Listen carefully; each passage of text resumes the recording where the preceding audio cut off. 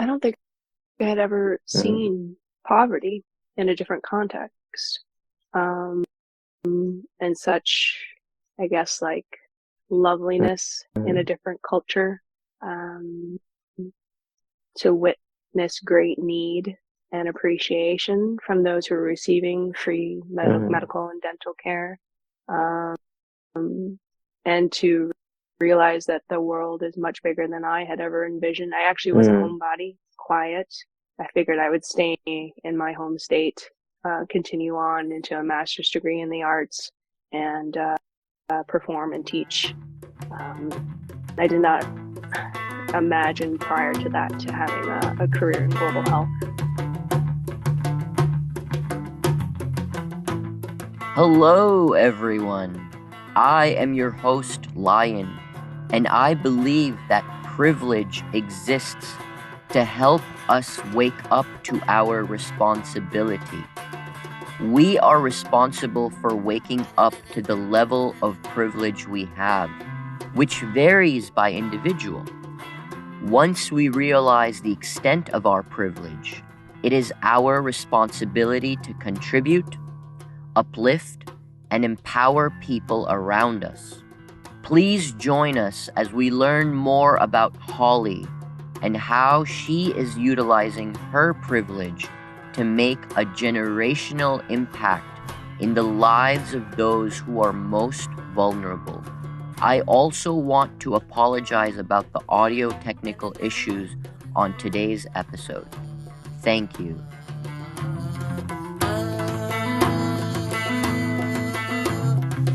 So, Holly Shu, um, her heritage is South Korean. However, she was born an orphan and was adopted along with one other non-biological sibling from South Korea. She was adopted by a wonderful family and grew up in small town Minnesota and had quite an interesting time growing up as a person of color in predominantly white environment. Um, Holly trained as an artist and a musician and was on her path to be a classically trained pianist in college when calamity hit as it related to her health. But as we'll learn in today's episode, she recovered and she found yet another path, a path within public health, a path which took her to places like Afghanistan, and a path which moved her to devote her life thus far to ensuring a brighter future for the Afghan people. So much so that she is actively in the process of setting up a non-for-profit organization to better serve the topic of her devotion. With that, Holly, is there anything that I might have missed or that you'd like to add? No, no, it was a kind of a faster journey out of the arts into public health than one could imagine, but I feel like it's my resting place, Mm, my home. It's so diverse and it combines arts and science. So it's a wonderful fantastic. discipline to be a So part with of. that, why don't you kick us off by sharing the story of how you and I met? So Farhan was in the master's program. I had matriculated into the doctoral program. It's called health systems research, health Mm, systems as a discipline in public health. We were both a part of the 2011 cohort entering at Johns Hopkins Bloomberg School of Public Health. And we quickly learned that we had interests in these post-conflict settings, taking an interest in humanitarian emergencies as a topic area and really delving into health service delivery in tumultuous, unstable, rapidly changing environments, and that includes migrant populations too. We were writing reports for coursework on the same topic, examining the Afghan health system. And at that time, it looked like, or at least when I was asking within the department to be able to go, it was looking like we wouldn't be able to go. That the last last trainees had been let into the country really due to deteriorating security in the country already at that time in 2011, 12, 13.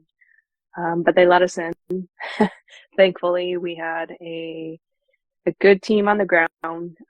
I'd say it was very basic living conditions in terms of just focused on the work.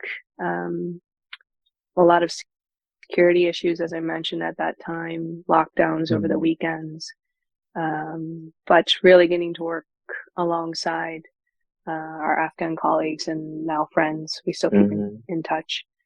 But we focused on, I guess you tend to focus in these low resource, impoverished settings on maternal and child health statistics to really take a pulse on how the country is doing in terms of the delivery of basic health services. Holly is being a little shy when she talks about security concerns in the lead up to us going. Unless I'm mistaken, there was legit an attack that happened right next door to where our offices were, and there were concerns as a result of a direct attack that happened. But fate, as it would have it, chose to let us persevere and allow us to go to Afghanistan. So I was there for the better part of a year, a couple of R&R periods during that time, and then exited at the end of January 2013. Farhan stayed until, I believe, the closing of that office. Shut down basically March, April. And our Hopkins affiliate, JPIGO, remained active. They are more program focused versus our group was mainly research focused. So let's go back in time. What was it like growing up in rural Minnesota as a person of color, and what drew you to the arts? So to be quite honest, as a person of color, I didn't necessarily realize I was a person of color. You keep that label of adoptee, that there's something different or special in the way your family was constructed. But I wasn't reminded necessarily of being an Asian girl unless I was around other Asian-looking individuals with the same physiognomy. And that was mainly just in the nearby towns that are, 20 to 40 minutes away. In the malls, for example, a lot of Hmong refugees were resettling in this area.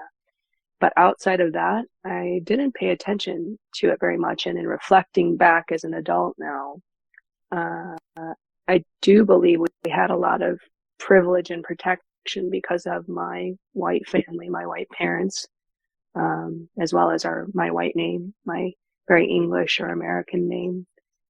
So it wasn't too difficult. Some small instances of racial motivated comments from people, but I think my sister and I fared pretty well in the small school setting. It was a true rural community. My dad is in systems administration for IT, and then we were surrounded by farmers. Basically, our whole bus route was just picking up all of the kids from the local farms and taking us to school. So it was a unique upbringing. Yeah.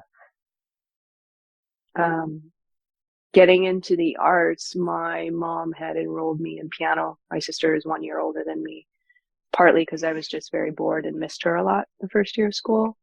So she tried to find an activity for me. So I started at the age of 4.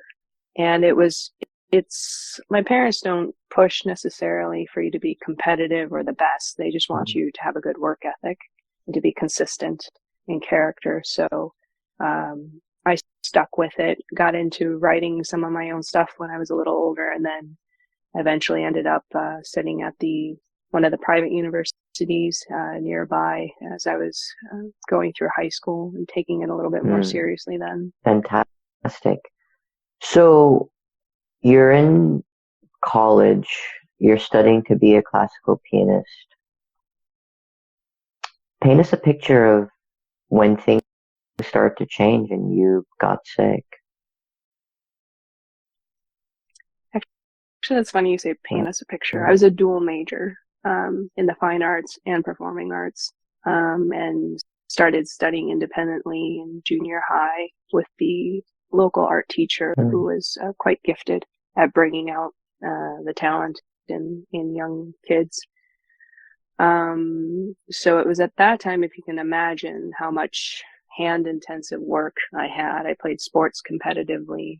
I was a digital artist at a photography division on the pads with the stylus, editing photos. I was in the studio all the time for painting studies, and then I was also training classically, so hours at the instrument. All of that combined kind of was this perfect storm for setting me up for, most people thought it was just repetitive stress injuries in the arms, but it ended up showing itself as my arms, my strength, my dexterity deteriorated initially. I was about probably 17, 18 years old, and they thought it was all related to the activities I had going on. I got bored when I was taking tests at a disability center, telling people what to write on my exams, and limiting my time painting and drawing, and severely limiting my time at the piano. I got bored and started to take up running. At that point, I had injuries in my legs as well. Basically, nerves get damaged very easily. And at that point, they said, this is not just repetitive stress injury. This is something else. So it ended up being a genetic disorder, something inherited from one of my biological parents. And it set me into this funk as like an 18, 19-year-old trying to figure out what to do. I had most of my degrees finished because I started in high school. Minnesota has a program where the government pays for everything if you get in to colleges, and you can attend as a junior and a senior. But I couldn't finish. I couldn't finish my studio time for the piano, and give a concert, a senior concert. I was able to add on business and to finish my art degree and participate in the senior art show. But there was this trip through my home church in Rochester, Minnesota at that time. And they were a group of Mayo Clinic physicians and then dentists that were related, and they wanted to do some outreach work, just service in the country of India. That was my first out of country experience, just participating in service delivery and helping to build a school that was being constructed there. And it changed my trajectory. I finished up the art degree, asked the biology chair if I could test out of all of these basic bio classes at college, because I did a little bit of research and settled on global health at that time, decided it was the most realistic next move if I wanted to be in a health program of some sorts, but not be a clinician or take the time to study medicine.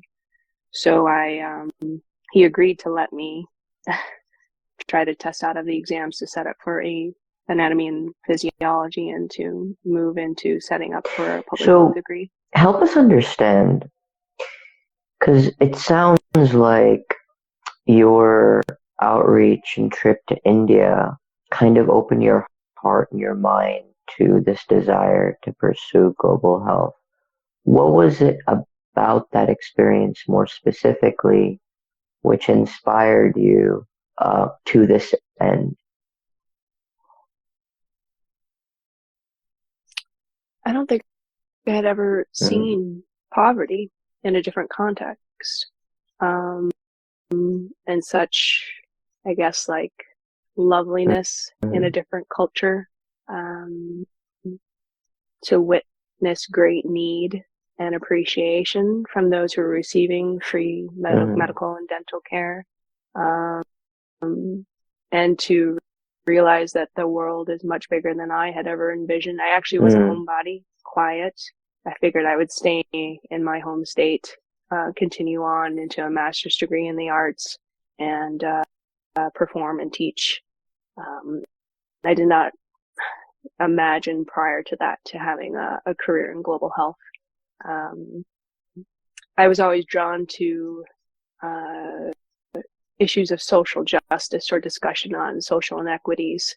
And that became the theme in my art as I was finishing out my art degree, having come back from India and really going through this thought process of I want to be in a discipline, I want to contribute such that I mm, can contribute back to society, to communities. I'd like to know the broader world and to take part in it.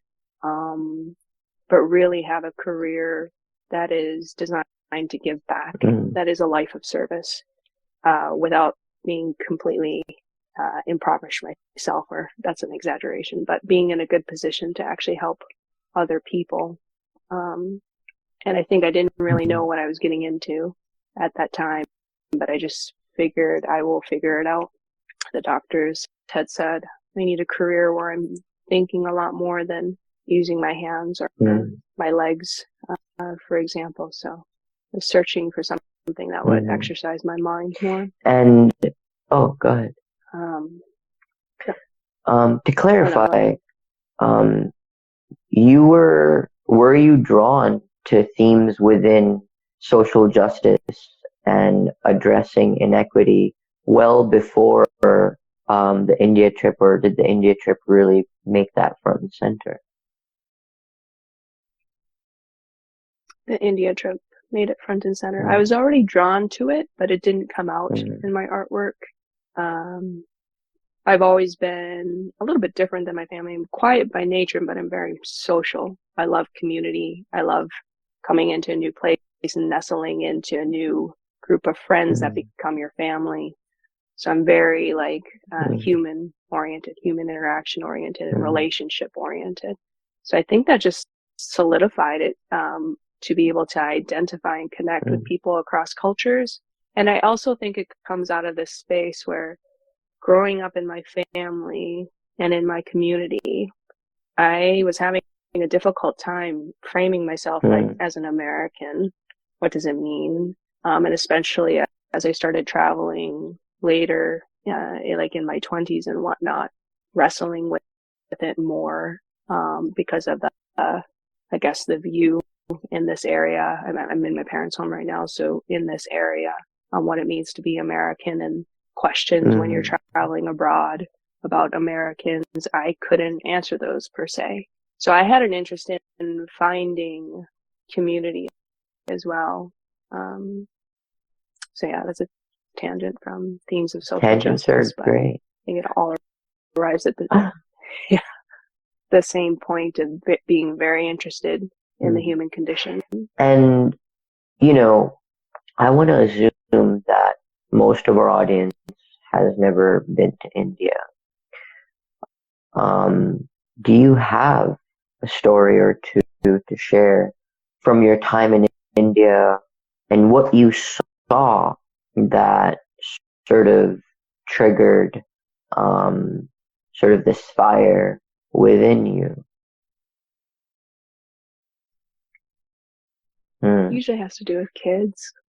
We had teenagers assisting my sister and I in the mm, pharmacy. We were running the pharmacy, quickly learning about what we have available and reading and the scripts that physicians were writing and they were translating for us, um, and smiling all the time and never out of energy. I think that combined with seeing like, um, I just remember this one man had a huge abscess and infection. It was dental related, such that he was extremely inflamed and had a large bulge here. He needed surgery very, very much, and that they were able to provide it to him and put him at ease. And in those moments, also just thinking this is temporary. They need access to stable healthcare. And then a third one would just be getting outside and playing with the kids on the campus that we were staying at. I mean, a tennis ball was what we played. A group of us, I don't know, 30 of us. I have a pretty good arm, was throwing it high and far, and they were just so excited to be playing with one tennis ball. All of us were playing for hours. That joy, that simplicity that you experience when you're in the field. It's something that I love. I feel that way every time I go to the field. Space for creativity and thinking and being inspired by the local Thank people. you for sharing that. Now, a lot of people, we went to school with a lot of people, and public health is a very big field. Considering all the people who train for a career in public health, most, don't try to jeopardize themselves by going to a place like Afghanistan. So help us understand, in as much detail as you care to share, what drove you to seek out opportunity in Afghanistan? It was during my master's degree at a small private university in California. There you see they're trying to address health disparities with the minority populations there. And I was exposed to Afghan people living there, to Afghan physicians, their young children, and one of their mothers, Murjan. I was a traveling piano teacher at that time, trying to support myself through my master's degree, and met them. They worked at the same university. In that, and meeting an Afghan surgeon there, as well as a Korean surgeon there, who told me as a Korean, I would say true Korean because I don't feel truly 100% Korean, but he said, I identify and have lived and worked there and will continue to work with the Afghan people because I identify with their condition, Korea being impoverished and war-torn as well. When he was a kid growing up, that he wanted to serve and to work alongside Afghans. So I started learning more about Afghan culture. I really adored those kids, and teaching them and learning from them. Also, as I don't think they're first generation born from one side, that's for sure, but really embracing education. And learning from their grandmother as well, the value of family and hospitality and the condition of the Afghan people. I think all of that set me up toward, I tend to fixate on extremes, like, okay, so there is a vulnerable group, but who within that is the most vulnerable? Who really stands no chance? And that might be like also my struggle and search for identity, belonging. Even though I very much belong in my family and my community, it's still odd one out in many cases. So I started to do more research, and I think it really came to fruition once I was at Hopkins that there are researchers who truly do focus on humanitarian emergencies. Those who have gone to North Korea in addition to Afghanistan, and thinking of a few key people who I can learn from. And I have less of a sense of being risk averse at that time. I'm getting more and more risk averse as I get older, but I was up for adventure, for learning, for feeling a little bit of excitement and danger too. So I think it was just the perfect situation to be able to be presented with an opportunity to be some of the last trainees allowed in at the time. Yeah, that makes sense. Thank you for sharing, especially the part where you sort of talked about being gravitating towards the most marginalized group as a result of your own uh, lived experience. And I think when you and I were chatting, one of the things that you said was um, you didn't want them to feel abandoned because of your own experience of being adopted. I thought that was very powerful. Um, so, you know, when you and I served in Afghanistan, once um, I left in 2013, short of, some follow-ups and conversations that you and I had, you were essentially my only tie to Afghanistan. And here I find out about a year ago that when our government pulled out of Afghanistan, that you are suddenly diving in as we're leaving. So help us understand how you found yourself diving in to continue to serve the Afghan people. I mean, similarly to you, I was also just connected through a couple people. You keep in contact, they're good colleagues and friends, but it was such an emergency. And I think one thing that was common across the board for many Americans and other citizens of the world too was just shock at what is going on. So I think people were very moved in general, even if they had no connection to the country. And I know people who are involved now who have never been connected to the country. It's really a beautiful thing. But I had a lot of colleagues start to contact me. How can we get our sponsorship from our previous employer, which is my current employer now? Are they helping us? We're eligible for a particular visa. Are they willing to give the employment verification and letters of support? And they very much were willing to do that. So it was a matter of just kind of like funneling them through the architecture to get their paperwork to them as quickly as possible. That's when flights were still going, though. That was leading up to the end of August. And some of our people were very lucky. They were the first ones with their paperwork finished in an unbiased way, just first come, first serve, trying to get everything done. They luckily got out on some of the last flights, but the remaining majority of them did not. And I think like many organizations in the U.S., because of the politics wrapped up around the war in Afghanistan, many of them took the stance of what our government did at that time, where flights were not operating by the DOS. They were being operated by private charters at the time. And there was this whole discussion, because you need several country approvals to finish a pipeline and get them into the U.S., that organizations backed off and just said, we've provided the sponsorship, which is very generous of them to be able to manage the hundreds of people who fall under their sponsorship. But it is up to you to get yourself out and to be actually qualified as a refugee, which means you are outside of your home country in a third country, applying to the country that you are intending to go to or where you are eligible to go to.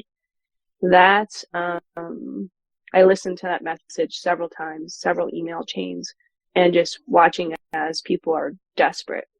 And a couple of the people who I knew better from our teams were reaching out privately to me, like, what do I do? And I'm like, I don't know. They say, just get yourself to a third country. I mean, how hard can that be? I don't know. I'm not there on the ground. We would talk about it. They'd say, this is next to impossible. This is very dangerous. This is very costly. And as once the Americans left and a lot of the other Western countries left, you just see a void of hope. And so I just said, look, to a couple of close friends of mine, like, look, I don't think any of us really know what we're doing, but I'm willing to try with you. You want to call me up, brainstorm with me? You have a point of contact. Please let me know and I'll try. I'll contact them. I'll write a letter. I'll email, whatever you want. They would bring like names of organizations to me. I said, that's not good enough. That's the front door. Like thousands are flooding through the front door. We need a side door, a back door. Can you find a name? Can you find a phone number, an email address, something? We need a person who I can talk to. And it just started out that way. And we just volunteered. I decided as a private citizen, I reported to my chain of command within my own organization. I am doing this as a private citizen because it means something to me. It's separate from my work at Hopkins. And they said, okay, thanks for letting us know. Go ahead and do it type thing. And so I just continued volunteering with a group of friends, trying to help process paperwork alongside many other volunteers, lawyers, former military, former intelligence agents, who all cared about the condition of the Afghan people. It all died off toward the end of last year, and I just started. We started trying to find more information because things are becoming desperate at that time. Money is running out. Things are becoming more dangerous. Hit lists are very real. Silent killings are very real. And I learned that it was mainly small private efforts that might be successful in helping people reach safety. And there's more of a commitment if it's a small private effort. Like I'm with you until you reach safety. And I am accompanying you, to help you feel settled and safe with your family. So I just said to people at that time, like, look, it's either now or never. We don't know what's going to happen with these programs, if your eligibility is going to change. So let's decide if we're going to do this on our own or not. And it's just been a steep learning curve over the last, I guess it's been like 16 months. Many periods of highs and lows, emotions, as emotions go. But just networking, talking to other people who are invested in it for the long run. I remember talking to a specialist in refugee resettlement, like in the international scope, and then also domestically, having served in our government and with other large multilaterals. And she was like, it is a commitment. It is not just a 1 month, 6 month endeavor. It requires years of commitment. So how are you coping with it? How are you, what is your commitment to helping them find? Okay. When this individual confronted you with this reality check of the level of commitment, did that take you aback? Did it give you pause? And if so, what were some of the internal emotions that you grappled with until the decision to, sort of forge ahead? So at that point, we had already left. I had convinced them to start moving. We had an investment of monies to help us get started. So in my mind, I was thinking this is a long-term commitment. I think she really framed it when she was like years of commitment, 2 to 3 years minimum. And I think I had already processed that, so it didn't shock me to the extent one might think. But it did, I guess, confirm that this is a difficult task, a very difficult task. And it's been in the back of my mind. It's come up several times, like we could fail. We have failed many times, many of our attempts. So we just keep trying different paths. We still could fail. We're trying to expand and to be able to help more, but it takes financial investment and commitment on people who want to volunteer as well. So I guess it didn't shock me as much Mhm. as you would think, but it was a reality Yeah. check. Um, Before we come back to exploring some more of the hurdles, one of the things that I'm curious about learning is it's one thing to sort of dive in and volunteer your time to helping refugees figure out next steps and get resettled. It's another to take that a step further, um, especially considering, you have a thriving career in public health at arguably one of the best institutions in the world, and to choose to start a nonprofit and be a nonprofit leader, especially considering the different skill set and focus and all of that. What drew you to make that choice? Kind of fell into it. I feel like a lot of my career is that way, honestly, too, in arriving into public health. But either I abandon the cause, uh, set aside the people, I abandon the cause completely, or the only way of really being able to help them a lot, or the best way that I can, is to actually have an organization to back our activities. I've actually always been interested in nonprofit work. I technically work for a nonprofit in an academic setting.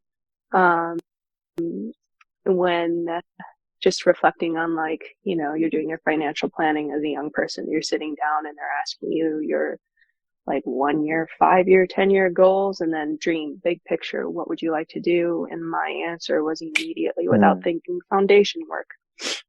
If either it's with my own assets or as a group of equally motivated individuals who are not necessarily concerned about having the most at the end of life, but having enough and helping others to have enough as well, and addressing that equity gap.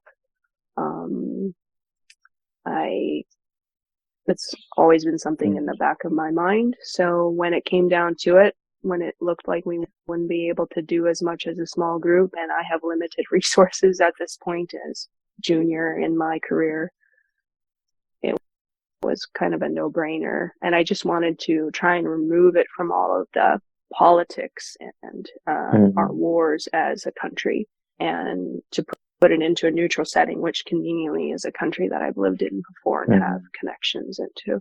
And as a dual citizen with the European Union, it's easier for me as well. A lot of privilege to tap into. So let's talk about the work that you're doing now, right? You talked about how there are hit lists, there are kidnappings, silent killings are real, and help us understand in the day-to-day of the work that you're doing with the refugees who are now in Pakistan, some might still be in Afghanistan. What are the needs that you are trying to fulfill? What are the seeds that you are hoping to plant through your work in the lives of these people for the future? I guess in a tangible way, it's basic humanitarian needs, housing, food, a source for heat or air conditioning during the different seasons, communications, access to phones or devices and data, transportation costs for appointments. We have a priority of getting kids back in school so that they're not missing second and third years of school, because they missed a lot during 2021-2022 academic year. So all grade school children and those on the brink of university as well, we put them all back into school. And we would like to work with the one school there. First, you're limited in what you can access as a refugee, especially since UNHCR registration is very much delayed. It's like not till after a year that you might actually be registered and get your card. So up until then, it's this battle of official legal status by renewal of visas as well, another cost. And then we put the heads of households for now, just because of limited resources, into English courses to help improve their English and to make them more ready for the job market once they reach a Western country. That's the tangible stuff. The intangible, like fighting off depression and discussions, open communication, like you're having a tough week. Don't just tell me you're having a tough week. Tell me what's going on. What are you processing? What are you dealing with? Just trying to help them have a sense of belonging, even though they don't feel it right now, and then that they will eventually belong. It's a very important feeling. Because even when they arrive to a new country, inshallah, it will take them time to belong, and hopefully there will be people there to help them integrate and to not feel like they're on the outside of society. Because that's also how we fight extremism in its different forms. So helping them to stay not necessarily motivated. I don't need them to be peppy, and it's a very difficult situation to be in, but to not lose hope. And I think that means more frequent contact than a person might be willing to give. I'm willing to give it, though, just to let them know, like, hey, I'm here. I'm still working on things. We touch base now on a weekly basis, and then throughout the week as needed to resolve like transfers and whatnot. I'm on your side. I said when they were on the brink of leaving the country and scared, so wanting to stay, because that's our tendency, right? We stay in toxic work environments or relationships because at least it's known to us. Out there, it's anything. And you can imagine losing your home and going to a completely different country. It must be terrifying. But I was like, if you jump, I'm not going to leave. Do I know everything at this point? No. Do we need to find other people who do know things about the different facets of moving people to safety and into stability with 100% resettlement? Yes, we need to find those people, but I will not leave, and I will work with you to figure everything out. You know, I want to spend a little bit of time, before we do, I want to acknowledge,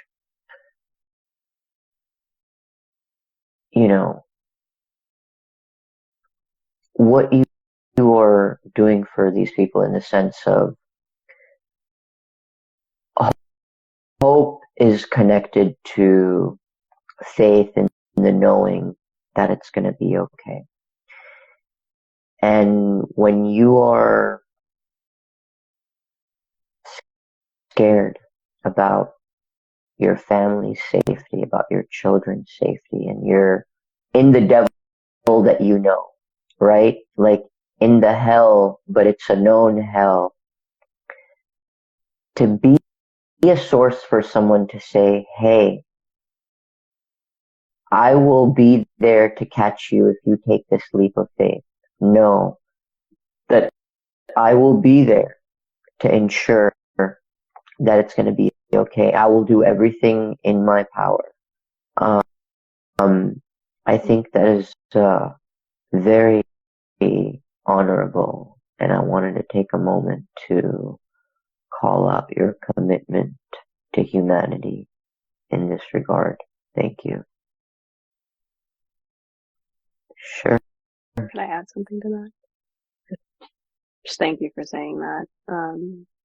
I have said it's going to be okay, but the caveat that I also don't know that we will try this together. Like, all I know is I'm not going to give up.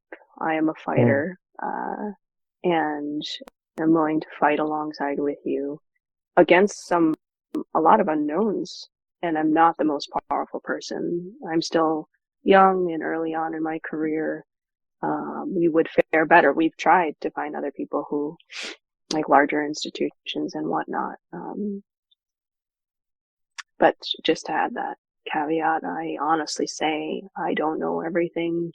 I cannot guarantee safety, that everyone will make it okay, which is a very difficult thing to say, but I'm going to fight alongside. Thank you.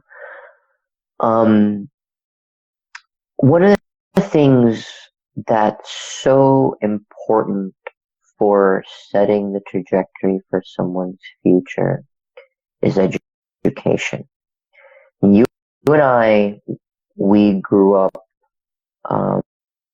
in a country, we live in a country, and most of our audience, who at this time is in the West, grew up where education is a basic human right. Quality education is something that is accessible to most, if not all, people. Help us understand some of the challenges associated with education for the refugee families that you are trying to support. Help us understand how that situation is different, for them, and how it's more complicated.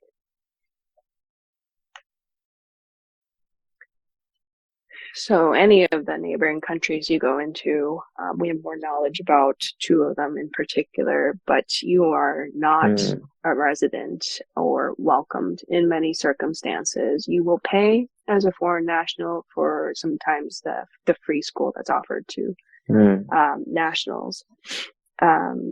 So it's extra money for the transportation, registration, and keeping them in school.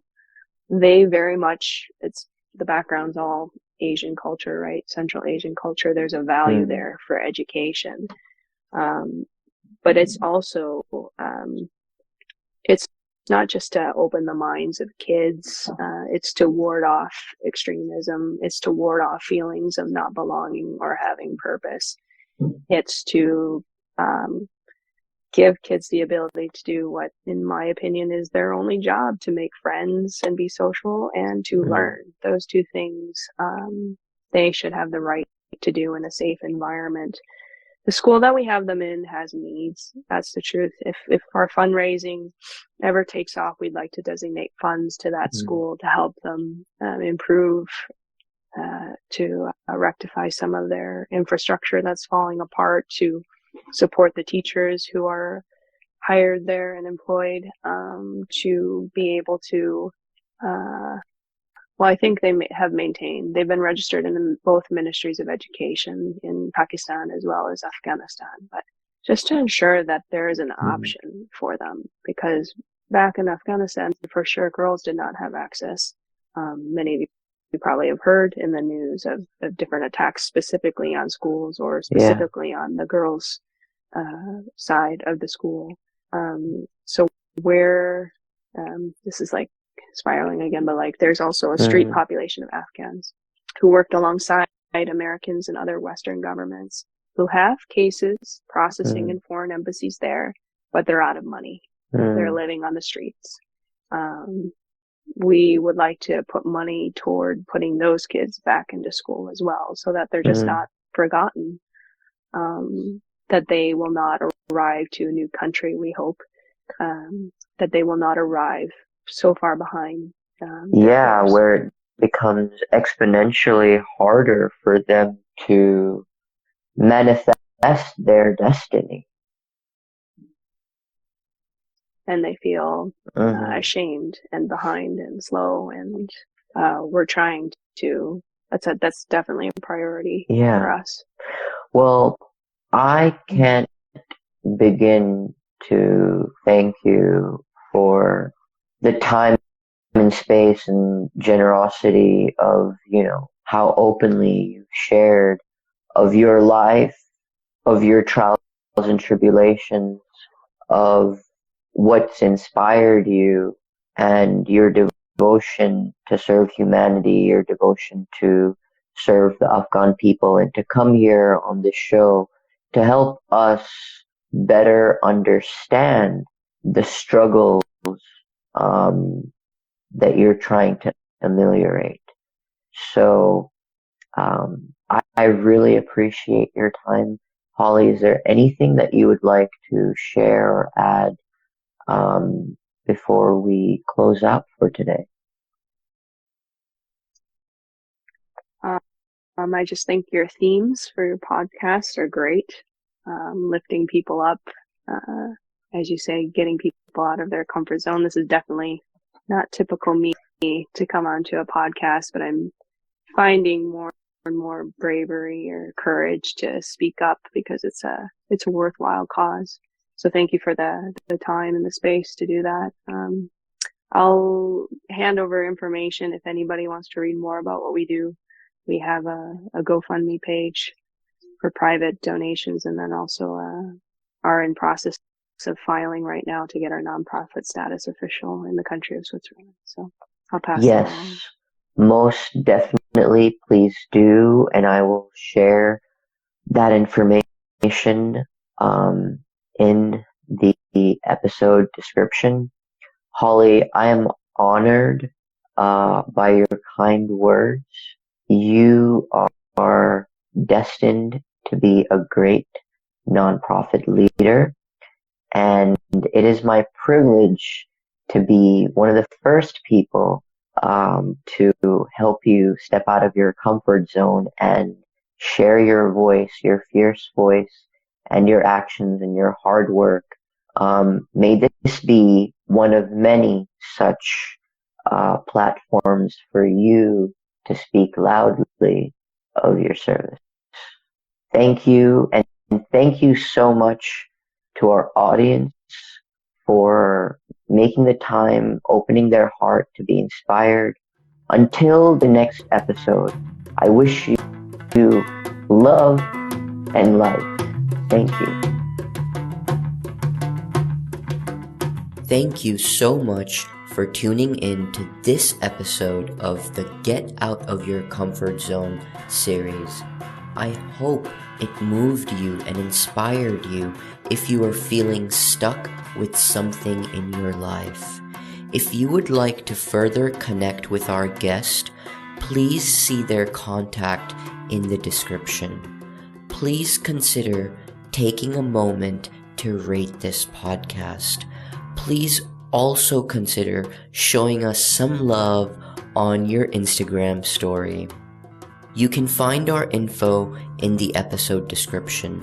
Until the next episode, I wish you infinite love and light. Thank you so much for tuning in.